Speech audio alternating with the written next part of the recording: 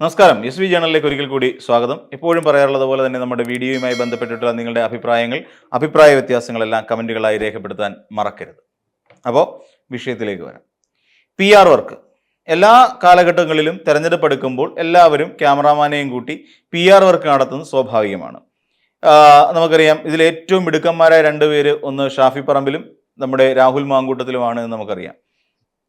അവർ നിരന്തരം ഈ ആൾക്കാരെ കാണുക, PR വർക്ക് നടത്തുക, ആൾക്കാരെ കാണുക, PR വർക്ക് നടക്കുക. ഇത് അവരുടെ സ്ഥിരം ശീലമാണ്. ഇടയ്ക്ക് കോവിഡ് സമയത്ത് രമേശ് ചെന്നിത്തല ഒരു PR വർക്കിന് ഇറങ്ങിത്തിരിച്ചിരുന്നു. ഏറ്റവും വലിയ കോമഡി ആയിരുന്നു. നമ്മൾ വിചാരിച്ചു അതായിരിക്കും ലോകം കണ്ടതിൽ, ഈ നൂറ്റാണ്ട് കണ്ടതിൽ വെച്ച് ഏറ്റവും വലിയ കോമഡി എന്ന് കരുതി. പക്ഷേ മാറി, അടുത്ത കോമഡി ഇറങ്ങി. അടുത്ത കോമഡി പടത്തിൽ നമ്മളെ ചിരിപ്പിക്കാൻ വേണ്ടി ഇറങ്ങിയിരിക്കുന്ന KC വേണുഗോപാൽ എന്ന് പറയുന്ന ദേശീയ നേതാവ് തന്നെയാണ്. അതായത് ദേശീയ നേതാവ് എന്നൊക്കെ വിളിക്കുന്ന അതിൻ്റെ ഒരു സുഖം എന്തുകൊണ്ടെന്ന് വെച്ചാൽ ദേശം മുഴുവൻ നടന്നുകൊണ്ട് കോൺഗ്രസ് പാർട്ടിയെ ഇല്ലാതാക്കിയ നേതാവ്, അതാണ് ദേശീയ നേതാവ് എന്ന് നമ്മൾ മനസ്സിലാക്കേണ്ടത്. ഈ പറയുന്ന KC വേണുഗോപാൽ കുറെ കാലം കൊണ്ട് ഇങ്ങനെ ഇപ്പം കേന്ദ്രത്തിൽ നിന്ന് എന്തോ വാഴയ്ക്ക പുഴുങ്ങി വെച്ചിരിക്കുന്നു എന്നുള്ള നിലയിൽ KC വേണുഗോപാൽ കുറെ കാലം കൊണ്ട് ഇങ്ങനെ അവർക്കൊപ്പം നടക്കുകയാണ്, അതായത് രാഹുൽ ഗാന്ധിക്കൊപ്പം. എന്നാൽ അതെല്ലാം കഴിഞ്ഞു. ഇനിയിപ്പോൾ ഒരു കാരണവശാൽ ഇപ്പം മനസ്സിലായി, അതായത് KCക്ക് മനസ്സിലായ ഒരു കാര്യം, ഇന്ത്യ മുന്നണി തകരുകയും അതോടൊപ്പം തന്നെ കോൺഗ്രസ് അപ്രസക്തമാകുന്ന ഒരു കാലത്തിലേക്ക് സഞ്ചരിക്കുകയും ചെയ്യുമ്പോൾ KC വേണുഗോപാലിന് കൃത്യമായി മനസ്സിലായി കഴിഞ്ഞു, ഇനിയും ഈ പറയുന്ന AICC ജനറൽ സെക്രട്ടറി എന്നുള്ള കൊടയും വടിയും പിടുത്തം അങ്ങ് നിർത്തിയേക്കാം. അതായത് ആ പദം ഇരുന്നോട്ടെ, കൊടയും വടിയും പിടിക്കുന്ന പരിപാടി നിർത്തി പകരം കേരളത്തിലേക്ക് വരും, എന്തെങ്കിലും ഗുണമുള്ള കാര്യം ചെയ്യാം എന്ന് കരുതി. കാരണം എന്താ വെച്ച് കഴിഞ്ഞാൽ ഇത്രയും കാലം അവിടെ നിന്നു, ഇനി അവിടെ കേന്ദ്രമന്ത്രി പദം എന്ന് പറഞ്ഞു കഴിഞ്ഞാൽ സ്വപ്നം കാണാൻ പോലും പറ്റാത്തത്രയും വലിയൊരു പദവിയാണ് എന്ന് KC വേണുഗോപാലിന് മനസ്സിലായി. എന്താണെന്ന് ചോദിച്ചാൽ, ഇനി BJP അല്ലെങ്കിൽ NDA എന്ന് പറയുന്ന ഒരു സഖ്യകക്ഷി അല്ലാതെ ഇനി ഇന്ത്യ മഹാരാജ്യം ഭരിക്കത്തില്ല ആരും. കോൺഗ്രസിന് ഇനി ഇന്ത്യ മുന്നണി ഭരിച്ചാൽ തന്നെ കോൺഗ്രസിൽ നിന്ന് ഏതെങ്കിലും ഒരു മോഴ ആയിരിക്കില്ല അവിടുത്തെ പ്രധാനമന്ത്രിയായിട്ട് വരിക. കാര്യം വേറെ കഴിവുള്ളവർ അതിൻ്റെ പ്രധാനമന്ത്രി പദം അലങ്കരിക്കും.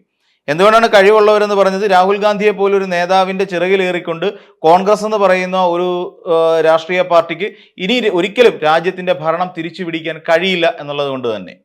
അപ്പം എന്തുകൊണ്ടാണെന്ന് ചോദിച്ചാൽ, ഈ പറയുന്ന രാഹുൽ ഗാന്ധിയുടെ പിതാവ് തന്നെയാണല്ലോ ഈ BJPക്ക് ഇത്രയും വഴിമരുന്ന് ഇട്ടുകൊടുത്ത് അവരെ മുന്നിലേക്ക് എത്തിക്കുന്നത്. അപ്പോൾ അതുകൊണ്ട് തന്നെയാണ് അതിൽ ഒരു പ്രധാനപ്പെട്ട കാര്യം. ഇതൊക്കെ കളം മനസ്സിലാക്കിക്കൊണ്ട് KC വേണുഗോപാൽ വീണ്ടും കേരളത്തിലേക്ക് വരുന്നു. കേരളത്തിലേക്ക് വരെ ഇവിടെയുള്ള കുറേ പൊട്ടന്മാരായ കോൺഗ്രസ്സുകാരെ നേതാക്കന്മാരെ പറ്റിച്ചിട്ട് എങ്ങനെയെങ്കിലും അവിടെ കയറി മുഖ്യമന്ത്രി ആവുക എന്നുള്ളതാണ്. എന്നാൽ അവിടെ ചെയ്യുന്നെങ്കിൽ മര്യാദയ്ക്ക് ഒരു പണിയെടുപ്പീര്, അതില്ല. ഒരു വീട്ടിലേക്ക് അടുക്കളയിലേക്ക് കയറിച്ചില്ല, അടുക്കളയിൽ കയറിച്ചില്ലെന്ന് തെറ്റാണെന്നല്ല പറയുന്നത്. ചില ഈ സിനിമയിലൊക്കെ കാണുന്ന പോലെയുള്ള നടപടിക്രമങ്ങൾ അതൊക്കെ നിങ്ങളുടെ ഇഷ്ടമാണ്. അവിടെ ചെന്നിരുന്നുകൊണ്ട് വീട്ടമ്മയോട് സംസാരിക്കുകയാണ്. ഇന്ന് വീട്ടമ്മ പറയുന്നുണ്ട്, ഇന്ന് ഞായറാഴ്ച കൊണ്ട് കപ്പ കിട്ടിയില്ല എന്ന് പറയുന്നുണ്ട്. ഉദ്ദേശം അത്ര കിട്ടിയില്ല, വളരെ കുറച്ചേ കിട്ടിയുള്ളൂ, എന്ന് വെച്ചാൽ കുറച്ചൊക്കെ തിന്നിട്ട് പോകണം എന്നുള്ള അർത്ഥത്തിലാണ്. കാര്യം ഈ വീട്ടുകാർക്ക് എല്ലാവർക്കും അറിയാം ഈ KC വേണുഗോപാൽ കപ്പയുടെ ആളാണെന്ന്. കാര്യം തൊഴിലുറപ്പ് സ്ത്രീകളുമായി സംസാരിക്കുന്ന സമയത്ത് അവരുടെ അടുക്ക പോയിരുന്നുണ്ട് KC കഴിച്ചത് കപ്പയായിരുന്നു. അപ്പോൾ അതുകൊണ്ട് KCക്ക് ഇഷ്ടം കപ്പയാണെന്നാണ് ഈ പറയുന്ന എല്ലാ വീട്ടുകാരുടെയും ധാരണ. അപ്പോൾ അവിടെ ചെല്ലുന്നു, കപ്പ വാങ്ങുക, അതിൻ്റെ അടുക്കളയിൽ നിന്നുകൊണ്ട് ഭയങ്കര സംസാരം. അപ്പം KC വേണുഗോപാൽ ചോദിക്കുന്നു, വില കൂടുതലാണല്ലോ എല്ലാത്തിനും. അപ്പം വില കൂടുതൽ, ഗ്യാസിന് വില കൂടുതലുണ്ട്, മണ്ണെണ്ണ കിട്ടുന്നില്ല, ഇപ്പോൾ തന്നെയല്ല 1074 രൂപ കൊടുത്താൽ 1 ലിറ്റർ മണ്ണെണ്ണ കിട്ടുകയുള്ളൂ എന്ന അടക്കമുള്ള കാര്യങ്ങൾ അവർ പറയുന്നുണ്ട്. നമ്മൾ പോയിന്റ് മനസ്സിലാക്കേണ്ടത്, ഗ്യാസിന് വില വർധനവുണ്ട് എന്നാണ് പറയുന്നത്. ഏകദേശം പണ്ട് 10 വർഷത്തിന് ശേഷം നമ്മൾ നോക്കുമ്പോൾ, അതായത് 10 വർഷത്തിന് മുമ്പ് അവർ 5000 രൂപയ്ക്കായിരുന്നു അവരുടെ ഒരു മാസം കഴിഞ്ഞുകൂടി പോയിരുന്നെങ്കിൽ ഇന്ന് 10000 രൂപ വേണം. നമുക്കറിയാം ഈ പറയുന്ന ഇത്രയും കാലം കൊണ്ട്, അതായത് 10-13 വർഷങ്ങൾ കൊണ്ട് നമ്മുടെ കേരളത്തിൽ ഒട്ടുമിക്ക സാധനങ്ങളുടെയും വിലയിൽ വർധന ഉണ്ടായിട്ടുണ്ട്. ചിലതിന് 98% വരെ വില വർധന ഉണ്ടായ ഒരു കാലം തന്നെയാണ്. അപ്പോൾ KC പറയാൻ ഉദ്ദേശിക്കുന്ന കാര്യം, കേരളത്തിൽ വലിയ വില കൂടുതലാണ് എല്ലാത്തിനും. എന്നാൽ അല്ല, കേരളം ഇന്ന് 2ാം സ്ഥാനത്ത് നിൽക്കുന്ന ഒന്നാണ്. മറ്റേ തെലങ്കാനയാണ് നമുക്ക് തൊട്ട് മുന്നിൽ നിൽക്കുന്ന മറ്റു സംസ്ഥാനം. 3.67% നമ്മുടെ വളർച്ചയുമായി ബന്ധപ്പെടുത്തിക്കൊണ്ട് നമ്മുടെ വിലവർധനവിൻ്റെ തോത്. നമ്മളതൊരു 9% നിന്നാണ് 3.67 എന്ന് പറയുന്ന ആ ഒരു ശതമാനത്തിലേക്ക് നമ്മൾ വിലവർധനവിനെ പിടിച്ചു നിർത്താൻ നമുക്ക് കഴിഞ്ഞത്. നമുക്ക് തൊട്ട് പിന്നാലെ ഇവരൊക്കെ ഉണ്ട്, അതായത് മഹാരാഷ്ട്രയുണ്ട്, നമ്മുടെ ഗുജറാത്ത് ഉണ്ട്, അതോടൊപ്പം തന്നെ നമ്മുടെ തമിഴ്നാടുണ്ട്. ഇവരൊക്കെ നമുക്ക് പിന്നാലെ നമ്മുടെ തൊട്ട് അടുത്തായിട്ടുണ്ട്. 1ാം സ്ഥാനത്ത് നിന്ന് നമ്മൾ 2ാം സ്ഥാനത്തേക്ക് എത്തി. അത് നമ്മുടെ നയപരമായ തീരുമാനമായിരുന്നു എന്നുള്ളതാണ്. അപ്പോൾ ഈ 13 വർഷം കൊണ്ട് ഞാൻ സിമ്പിളായിട്ട് ചോദിക്കണം, ഗ്യാസിന് വില വർധനവ്, ആ വീട്ടമ്മ പറയുന്ന ഒരു വളരെ പ്രധാനപ്പെട്ട കാര്യമാണ്, ഗ്യാസിന് വില വർദ്ധിച്ചു. എന്തുകൊണ്ടാണ് ഗ്യാസിൻ്റെ, പെട്രോളിയം ഉൽപ്പന്നങ്ങളുടെ അല്ലെങ്കിൽ പാചകവാതകത്തിൻ്റെ വില വർധനവിനെതിരെ എപ്പോഴെങ്കിലും കാര്യമായി ഈ UDF നേതാക്കന്മാർ ആരെങ്കിലും പ്രതികരിക്കുന്നത് നമ്മൾ കണ്ടിട്ടുണ്ടോ? ഒരു ശക്തമായ ഒരു പ്രതിഷേധം അഖിലേന്ത്യാ തലത്തിൽ ഒരു വലിയ പ്രക്ഷോഭത്തിന് തയ്യാറെടുക്കുന്നത് നമ്മളാരും കണ്ടിട്ടുമില്ല, നമ്മളാരും കേട്ടിട്ടുമില്ല. അപ്പൊ പിന്നെ എന്താണ് ഇവരുടെ ഉദ്ദേശം? സിമ്പിളാണ്. ഇവർക്ക് കേന്ദ്രത്തിനെതിരായി ഇവർക്ക് മുട്ടുവിറയ്ക്കും. മുട്ടുവിറയ്ക്കുക എന്ന് വെച്ചാൽ മുട്ടുവിറയ്ക്കും. പറ്റിയ നിക്കറി മുള്ളുന്ന ഒരു നേതാവാണ് കെ.സി. വേണുഗോപാൽ. കേന്ദ്രത്തിനെതിരെ മിണ്ടൂല. അപ്പം ഈ പെട്രോളിയം ഉൽപ്പന്നങ്ങളുടെ വില വർധനവ് കഴിഞ്ഞ ഈ 10-13 വർഷത്തിനിടയ്ക്ക് എത്ര തവണ നമ്മുടെ പെട്രോളിന്റെയും ഡീസലിന്റെയും വില വർദ്ധിച്ചു? എന്തുകൊണ്ടാണ് കെ.സി. അത് മിണ്ടാതെ പോകുന്നത്? നമ്മുടെ ഒരു വില വർധനവിനെ സംബന്ധിച്ചിടത്തോളം നമുക്ക് എന്തുകൊണ്ട് വില വർദ്ധിക്കുന്നു എന്ന് ചോദിച്ചാൽ അതിന്റെ അടിസ്ഥാന വില എന്ന് പറഞ്ഞാൽ എപ്പോഴും പെട്രോളിയം ഉൽപ്പന്നങ്ങളുടെ ആണെന്നാണ് നമ്മൾ മനസ്സിലാക്കി വെച്ചിരിക്കുന്നത്. അപ്പൊ ഈ പെട്രോളിയം ഉൽപ്പന്നങ്ങളുടെ വില വർദ്ധിക്കാൻ എന്താണ് കാരണം? ആരാണ് വില? അപ്പൊ നമുക്ക് പറയാം സ്വാഭാവികമായിട്ടും അന്താരാഷ്ട്ര വിപണിയിൽ ക്രൂഡ് ഓയിലിന്റെ വിലയിൽ ഉണ്ടാകുന്ന മാറ്റം കാരണം. ഓക്കെ, സമ്മതിക്കുന്നു. അന്താരാഷ്ട്ര വിപണി, ക്രൂഡ് ഓയിൽ വിപണി മാറ്റം. ഇവിടെ നമ്മുടെ രാജ്യത്ത് ഈ പെട്രോളിയം ഉൽപ്പന്നങ്ങളുടെ വില വർദ്ധിപ്പിക്കേണ്ട അവകാശം ശരിക്കും ആർക്കായിരുന്നു? അത് കേന്ദ്ര സർക്കാരിനായിരുന്നു. എന്നാൽ അതെടുത്ത് മാറ്റിക്കൊണ്ട് പെട്രോളിയം ഉൽപ്പന്നങ്ങളുടെ വില വർദ്ധിപ്പിക്കാനുള്ള അവകാശം കമ്പനികൾക്ക് വിട്ടുകൊടുത്താരാ? അതും ഈ പറയുന്ന കോൺഗ്രസ്സുകാരായിരുന്നു. അതായത് UPA സർക്കാരായിരുന്നു. അപ്പൊ UPA സർക്കാർ തന്നെയായിരുന്നു ഇവർക്ക് എല്ലാ അവകാശവും വിട്ടുകൊടുത്തത്. അതായത് പെട്രോളിയം ഈ കമ്പനികൾക്ക് തന്നെ വില വർധനവിന് വേണ്ട എല്ലാ അവകാശങ്ങളും വിട്ടുകൊടുക്കുന്നു.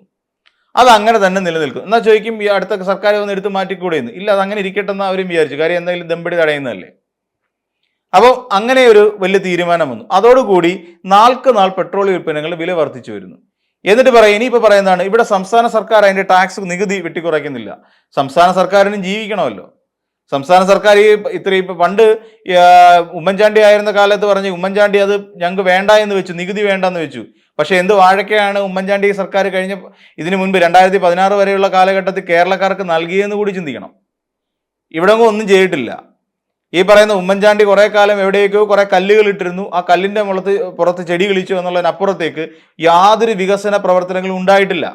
കേരളത്തിലുള്ള കുറേയധികം പാവപ്പെട്ടവരെയും എന്താ പറയുക, കാല് വയ്യാത്തവരെയും കൈ വയ്യാത്തവരെയും കണ്ണ് കാണാത്തവരെയും ദരിദ്രരെയും ഒക്കെ ഒരു വെയിലത്ത് നിർത്തി എന്നുള്ളതിനപ്പുറത്തേക്ക് എന്നിട്ട് അതിനൊരു പേര് വിട്ടു ജനസമ്പർക്ക പരിപാടി.